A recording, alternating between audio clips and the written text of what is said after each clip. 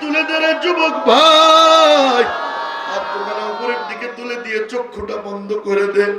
তোর পায়ে ধরে বলি 2 মিনিটের জন্য চোখটা বন্ধ করে দিয়ে গুনার কথাগুলো মনে কর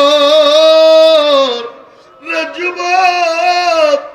31 নাইটে কত গুনাহ করলি, আমার আল্লাহ তোর রিজিকও বন্ধ করে নাই, খাবারও বন্ধ করে নাই, আমার আল্লাহ তোর পানিও বন্ধ করেনি। আমার আল্লাহ তোর জন্য অপেক্ষায় আছে কখন আল্লাহর কাছে মাফ চাইবি। আজ গুনার কথাগুলো মনে কর বাজান রে। তোদের 2টা পায়ে ধরে বলি, দেখ 1 ফোঁটা পানি চোখের দিগন্তে আসেনি রে বাবা, 1 ফোঁটা পানি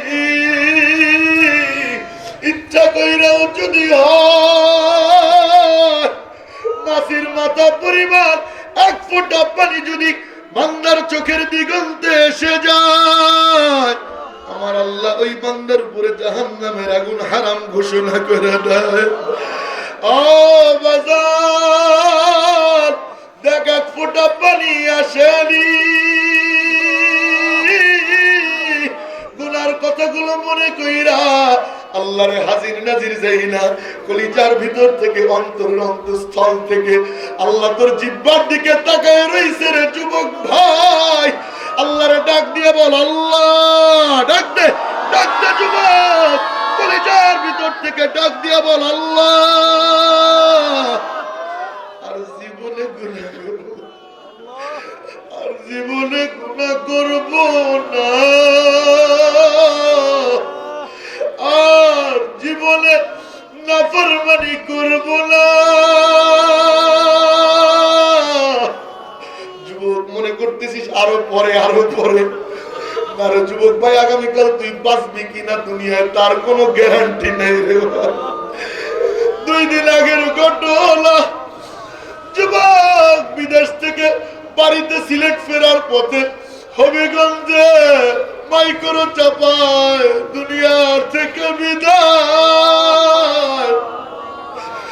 যুবক আগামীকাল তুই জীবিত থাকবি কিনা তার কোনো খবর নাই, তার কোনো গ্যারান্টি নাই রে যুবক ভাই। কত যুবক দুনিয়ার থেকে ঘুমের মধ্যে দুনিয়া ছেড়ে চলে যায় রে যুবক।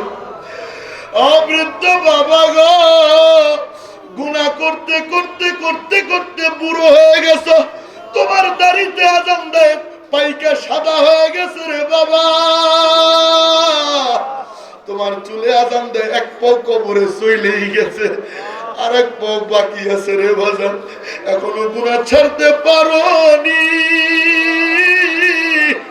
গুনাহ নিয়ে যদি অন্ধকার কবরে যাও, সাথী নাই বাতি নাই, অন্ধকার কবর কিন্তু তোমার সাথে ভালো আচরণ করবে না। গুনাহগারের কবরের মাটি গুনাহগারকে এমন ভাবে চাপ দিবে গো, পাথরের হার একটার মধ্যে আর একটা ঢুকে যাবে, ওই কবরটা হবে সাপ বিচ্ছুর গর্ত, জাহান্নামের আগুনের টুকরা।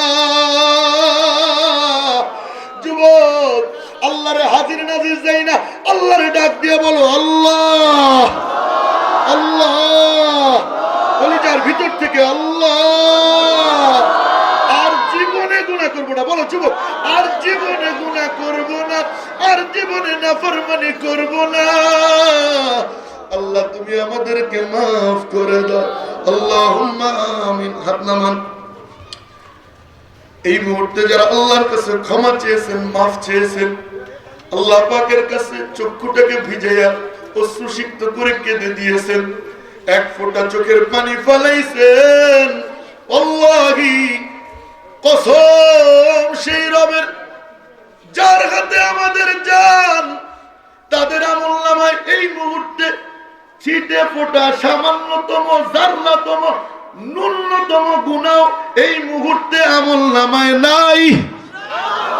চিৎকার দিয়ে পড়েন না আলহামদুলিল্লাহ। হাদিসে কুদসি থেকে আমি দলিল দিব, দলিলটা দিয়েই আমি আমার বয়ানটা শেষ করব। আল্লাহ পাক রব্বুল আলামিনের পক্ষ থেকে কি বলা হয় খেয়াল করেন, এইটুকের তরজমা আমি করব। সিলেটের মানুষ আপনারা অনেক শিক্ষিত, ব্যাখ্যা আপনারা করবেন। রাজি আছেন না ইনশাআল্লাহ? হ্যাঁ, হালকা লাগতেছে না নিজের কথা বলে না? হালকা লাগতেছে না? একটু হালকা লাগতেছে না? অন্তরটা শান্ত লাগতেছে না? মনটা ভালো লাগতেছে না? আল্লাহর কাছে কাদার মধ্যে মজা আছে না নাই? কথা কয় না, আছে না নাই? আল্লাহ আমাদেরকে বেশি বেশি কানবার তৌফিক দেখ, বলেন আমিন।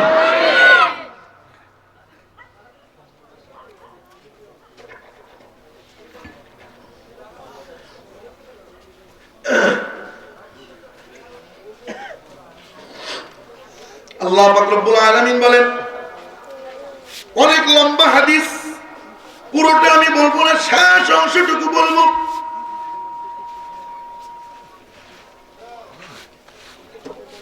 আল্লাহ পাক রব্বুল আলামিন বলেন, মনোযোগ দিয়ে শুনেন, আহলু মাসিয়াতি লা উকনিতুকুম মির রাহমাতি,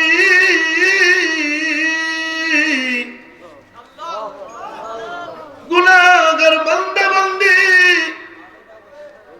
আমি আল্লাহর রহমত থেকে তোরা নৈরাশ হয়ে যাইস না।